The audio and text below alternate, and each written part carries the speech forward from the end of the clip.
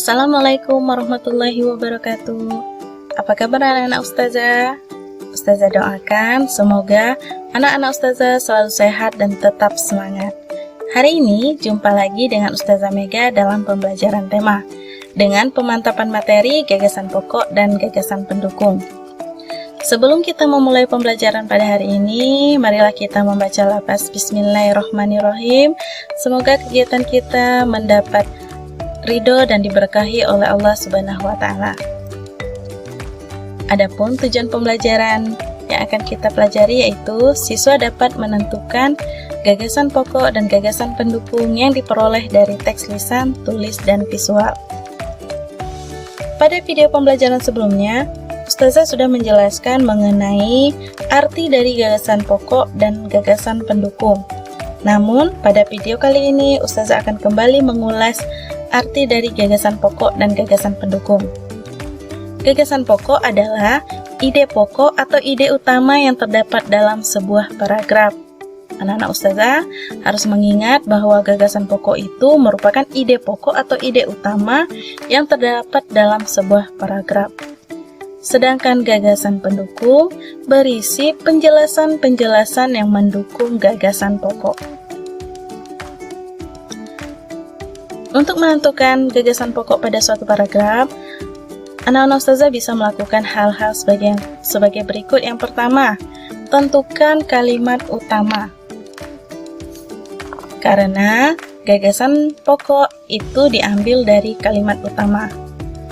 Yang kedua, simpulkan kalimat utama untuk menentukan gagasan pokok. Dengan kata lain, kita bisa menyingkat kalimat utama yang sudah kita temukan untuk menjadi gagasan pokok. Sedangkan untuk menentukan gagasan pendukung, anak-anak Ustazah bisa melakukan hal sebagai berikut. Yang pertama, tentukan kalimat penjelas. Ketika kita sudah menemukan kalimat utama, otomatis semua kalimat di luar kalimat utama merupakan kalimat penjelas. Yang kedua, temukan berbagai informasi. Nah, dari kalimat penjelas, kita akan menemukan beberapa informasi. Nah, informasi tersebut adalah gagasan pendukung. Jadi, informasi yang kita dapat dalam kalimat penjelas itulah yang merupakan gagasan pendukung. Untuk lebih jelas, kita kembali ke contoh.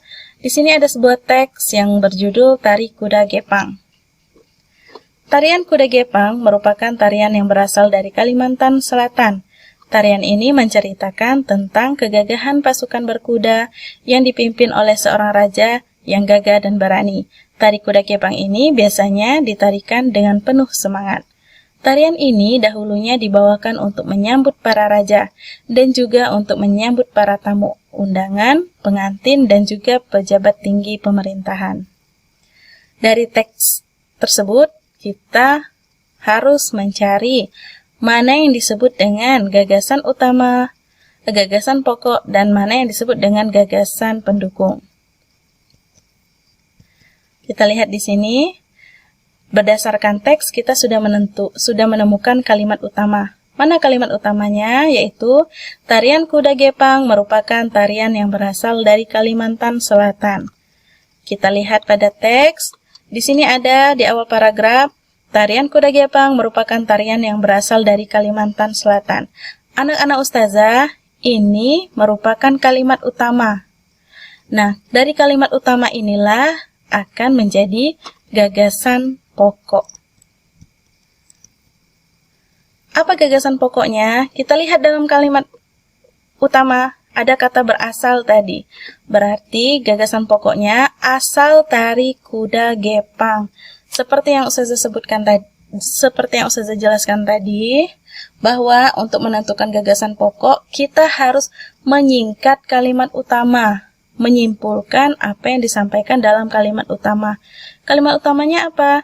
Tarian kuda gepang merupakan tarian yang berasal dari Kalimantan Selatan.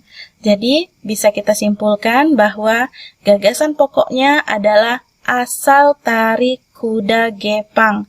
Jadi, anak-anak Ustazah cukup menuliskan gagasan pokoknya asal tari kuda gepang, tanpa perlu menambahkan kata-kata yang ada dalam kalimat utama, yaitu tarian kuda gepang merupakan tarian yang berasal dari Kalimantan Selatan. Ini adalah kalimat utama, maka gagasan pokoknya adalah asal tari kuda gepang.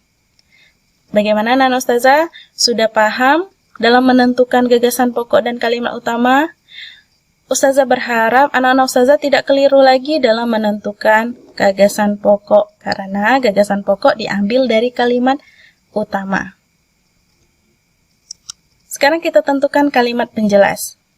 Seperti yang Ustazah jelaskan tadi, ketika kita sudah menemukan kalimat utama, otomatis semua kalimat di luar kalimat utama adalah kalimat penjelas. Berdasarkan teks, ada 2 kalimat penjelas. Yang pertama, tarian ini menceritakan tentang kegagahan pasukan berkuda yang dipimpin oleh seorang raja yang gagah dan berani. Tari kuda gepang ini biasanya ditarikan dengan penuh semangat. Apa gagasan pendukungnya, Nak?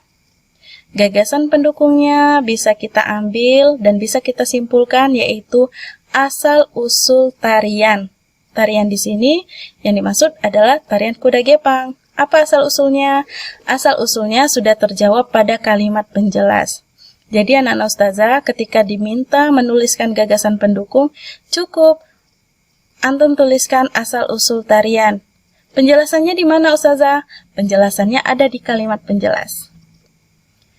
Yang kedua, kalimat penjelas yang kedua, tarian ini dahulunya ditarikan untuk menyambut para raja dan juga untuk menyambut para tamu, undangan, pengantin, dan juga pejabat tinggi pemerintahan. Apa gagasan pendukungnya? Kita ambil gagasan pendukungnya dari kalimat penjelas yang kedua. Tarian ini dahulunya ditarikan untuk menyambut. Ada kata untuk, berarti merupakan fungsi tarian kuda gepang. Jadi gagasan pendukungnya anak-anak Ustazah cukup menulis fungsi tarian kuda gepang. Sampai di sini jelas? Sudah paham bagaimana cara menentukan gagasan pendukung? Nah, Ustazah sudah menjelaskan gagasan pokok diambil dari kalimat utama, sedangkan gagasan pendukung diambil dari kalimat penjelas.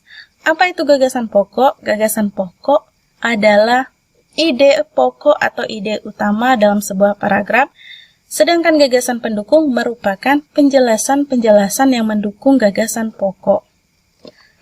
Sampai di sini, Ustazah berharap bisa dipahami, dan untuk tugasnya supaya kita lebih paham lagi dalam menentukan gagasan pokok dan gagasan pendukung, anak-anak Ustazah bisa buka buku tema 4A, yaitu membaca teks halaman 16 dan 17. Setelah antum membaca teks pada halaman 16 dan 17, tentukan gagasan pokok dan gagasan pendukung pada paragraf 1 dan paragraf 2 sesuai yang tertera dalam halaman 17. Ustazah akhiri video pembelajaran Ustazah pada hari ini. Kita tutup dengan membaca Alhamdulillahirabbil alamin dan doa penutup majelis. Subhanakallahumma wa bihamdika asyhadu an la ilaha illa anta astaghfiruka wa atubu ilaik. Wassalamualaikum warahmatullahi